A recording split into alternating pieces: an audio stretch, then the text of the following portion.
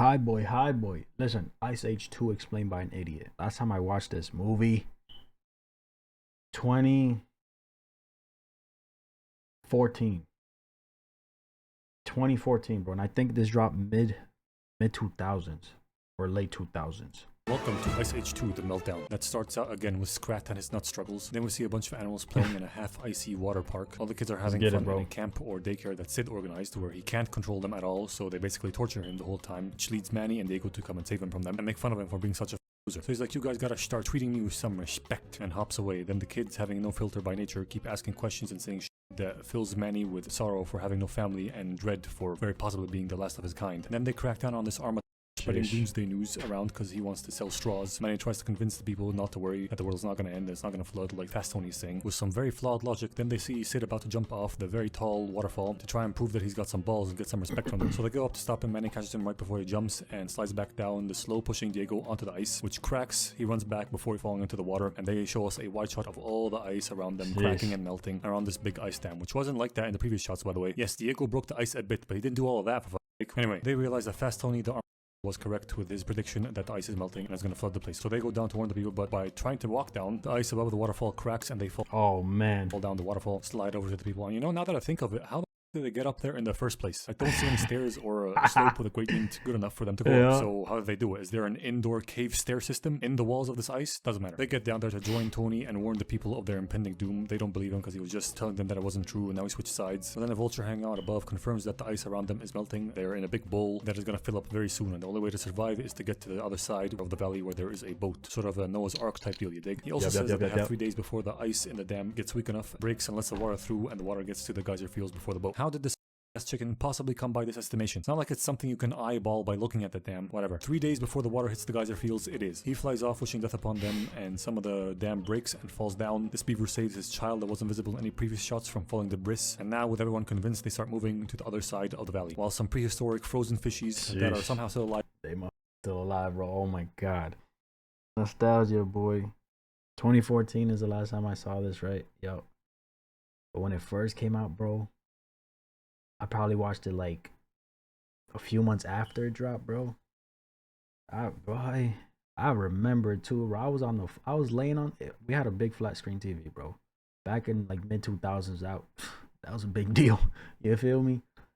TV up there just like this. I'm like this, bro. I'm looking up at the TV, but I'm laying down on the floor and I'm just chilling. I'm just like, you feel me?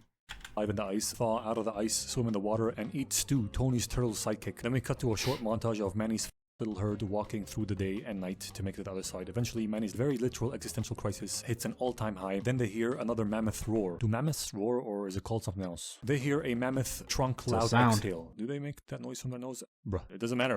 Focus. They hear a loud mammoth noise, alright? Jubilation sets upon Manny and he starts running towards it. They follow. Once they all get to the source of the noise, they find out that it's just a moose farting through a log. Bro literally got catfished by a bowel movement. Anyway, he gets sad and asks, Wait, why do I feel like he's breaking character low-key, bro? Manny's very literal existential crisis hits an all-time high. Then they hear another mammoth roar. Do mammoths roar, or is it called something else? They hear a mammoth trunk loud exhale. Do they make that noise from their nose? Bruh, it doesn't matter. Focus. They hear a loud mammoth noise, alright? Jubilation sets upon Manny and he starts running towards it. They follow. Once they all get to the source of the noise, they find out that it's just a moose farting through a log. Bro literally got catfished. Bro, that one freaking character, bro. I never heard him giggle or anything or do, you feel me? Source of the noise, they find out that it's just a moose farting through a log. Bro literally got catfished by a bowel movement. Anyway, he gets sad and asks his friends to leave him alone to go be depressed. Catfished by a bowel movement.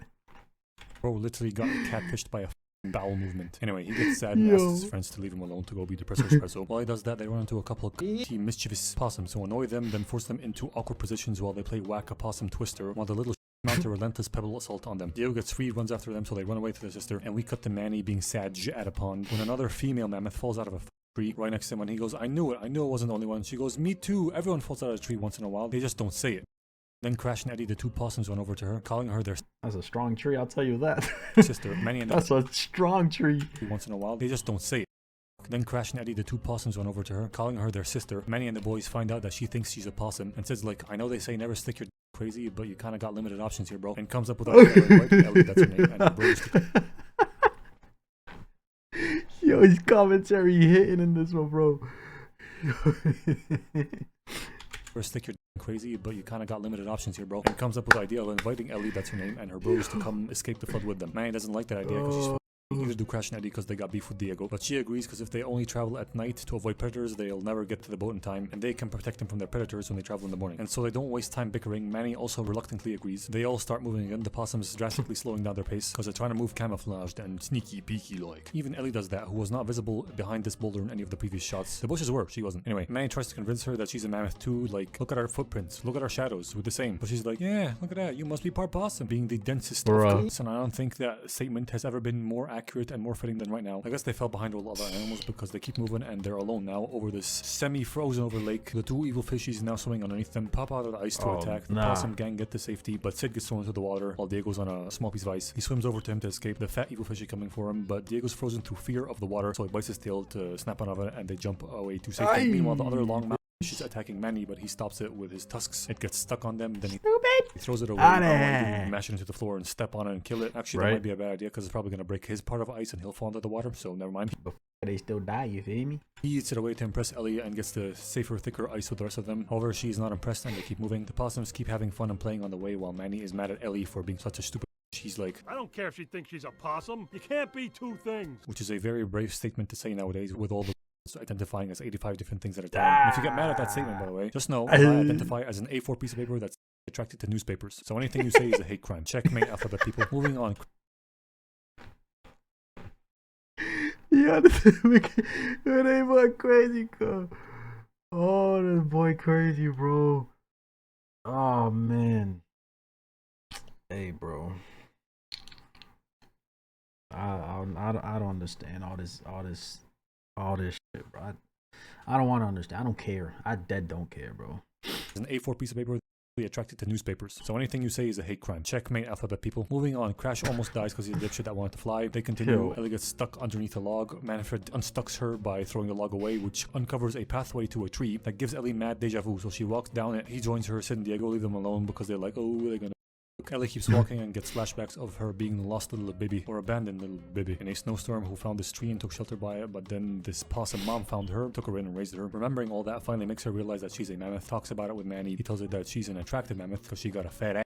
And she's like, oh, thanks. Then he suggests that they save their species together by doing some shaboing boing, you know what I'm saying? Citing it as their duty, which offends the f of her. She gets really angry at him, like, if I was stuck in a room with only you and I was forced to have sex with someone or else I'd die, I'd myself. Wow, that's harsh. Eat it! Meanwhile, Sid and Diego were making camp with Sid trying to help Diego with his fear of water, trying to teach him how to swim by hanging from vines and swimming through bushes. I don't know how he's able to flow through this bush with all his limbs in the air like that, but whatever. Ellie comes back angry and wants to continue traveling through the night, so they do that and get to this rocky, foggy place. Sid hits a rock. Possums are like, watch out, there's a stump. Not anymore. No, it isn't. It's clearly still there, dumbass. Then they cross this ridge, I think. I don't know how to call this, but it's like a teetering thing that has 3 levels and is balanced in a horrible way that shouldn't be balanced at all. The top one starts to crack, so Diego takes charge and tells Manny and Ellie to lock trunks so they can keep balance. Then the possums to reach for the ledge. Tries to get everybody to work as a team, but Manny and Ellie are still mad at each other, so he forces them to apologize to each other and make up their differences. He's like, I'm sorry, I forgot a lot of these.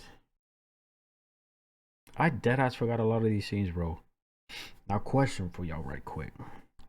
Ice Age 1 or 2? Which one do you guys like the most? Which one do you guys prefer? Alright? And if you haven't watched either one, go watch it, bro. They're enjoyable movies. What I said, she's like, I'm sorry, I overacted. But then the whole thing starts crumbling because Sid is stupid. It's okay though because they're able to run off the teetering rocks and jump to the other side to safety. Manny and Ellie have made up now so they can set up camp and go to sleep. Ellie hangs her brothers on a tree and hangs off the tree herself to join them. Possums don't sleep that way, by the way. That is a complete and utter fabrication. And also, I'm not so much concerned with the branch holding the weight of a fucking 9-ton mammoth, but more with her tail being able to support her entire weight. That's like one average American trying to hang off a pull-up bar by their fucking pinky. That thing is ripping off. Anyway, while they sleep, Sid gets his own little side quest north and goes on an adventure, he gets abducted by a bunch of mini sloths who hail him as their fire king because they saw him start a campfire. So they sort of worship him and imitate him for a second and lay down a sick beat, then tie him up and throw him into an active volcano as a sacrifice to the gods, so hopefully the flooding doesn't occur. But through the power of luck and extreme bullshit, he gets bungee launched out of the volcano and scares them away, then makes it back to his gang next morning, who wake up to rising sea levels. He tries to tell them what happened, but they don't believe him and keep moving. They go through this valley that is full of vultures who start singing a banger remix of Oliver Twist's Food Glorious Food, make it through that valley, then get to the geyser field before the boat that's shooting off random hot steam geysers like a minefield that can fry them to death. Manny wants to risk it and go straight through because there's no time, the dam could burst any second now, but Ellie wants to find a way around the geyser field because it's too dangerous, and they end up arguing over that, get angry at each other and split up. She takes her brothers to go find a different way around, and Manny throws... Hey bro, you know what they say, if you constantly arguing with your crush, they fucking with you. They fucking with you okay? Goes caution to the wind they and marches through that geyser field. Sid and Diego follow him. He gets knocked out by a geyser going off right next to his face, but his bros are there to wake him up so they can run the final bit and make it to the other side unscathed. Well, Manny got hit a little bit. He's not hurt at all, but still kind of scathed. They join all the other animals boarding the boat and start Where'd they looking come for Ellie, from? but can't find her. Vultures are flying overhead making announcements like this. Do not leave your children unattended. All unattended children will be eaten. I thought vultures only ate dead animals, but if that's not the case in this movie, when Crash and Eddie got launched over a gap in the Vulture Valley, literally threw some vultures, why didn't you snatch them and fly away to eat them? That's like a golden opportunity wasted, you feathery dipshits. Anyway, the dam that has been falling apart the whole movie with scratting underneath it finally gets weak enough and gives way to the water behind it. The place starts flooding, the bowl starts filling, and the animals all the way on the other end of the valley feel that. So does Ellie and her brothers, who found a longer route around the geyser field through a rock canyon, but the vibrations of the incoming water and the breaking dam dislodge a bunch of rocks that fall and form a cave around her, blocking her in. Bro, she shoves her... Notice how they see something falling and they just stay there. That's like when people are about to get hit by a car, bro. Like, they just stand there. Move, bro. What are you standing in front of danger for? You see it and you're staying there. Move.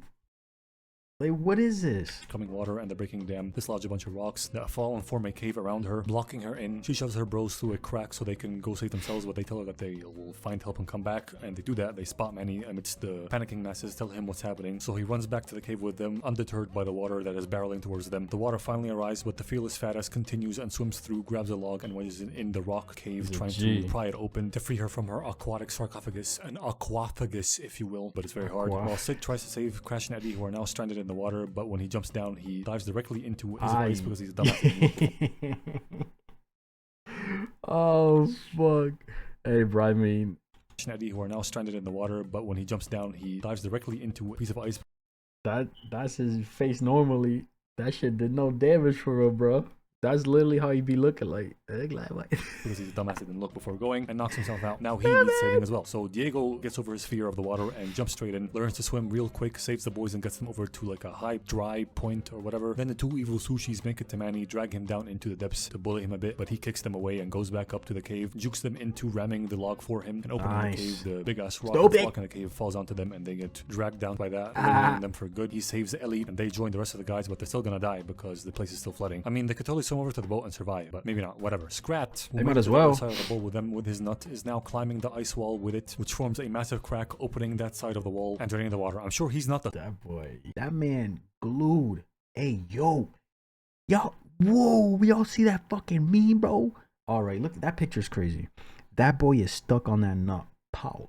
The sole reason for that, it was already weak and he was just like the final straw, but let's say he's the one responsible. The entire valley drains out. Facts. Everybody's safe. Hooray. They all see the mini sloths that Sid was talking about and believe him. Then through the big ass crack in the wall come a big ass herd of a big ass mammoth. Before we continue, I just want to address the fact that there's no way that all the water drained unless the dam was holding back a very small lake. Also, when the mini sloths wanted Sid to join them as their fire king, and Diego told them no because he is, quote, the gooey sticky stuff that holds this herd together. Come on, bro. You use all these words and terms that shouldn't exist in the realm of this movie, but you're gonna tell me that you don't know the word for glue? Fuck you. Anyway, Ellie wants to go with the rest of the mammoths and tells Manny that he should join her, but he doesn't want to leave his herd and doesn't have the balls to ask her to stay with him, so he lets her go, but then Sid tells him that it's okay to disband the wolf pack and go to... Right, bro, man was all like sad and shit about his kind being extinct or whatever, and look, he has opportunity to go with them and shit. Join her. It's true love after all. So he goes to do that and asks her to be together. She agrees. Then they come back to join Sid and Diego.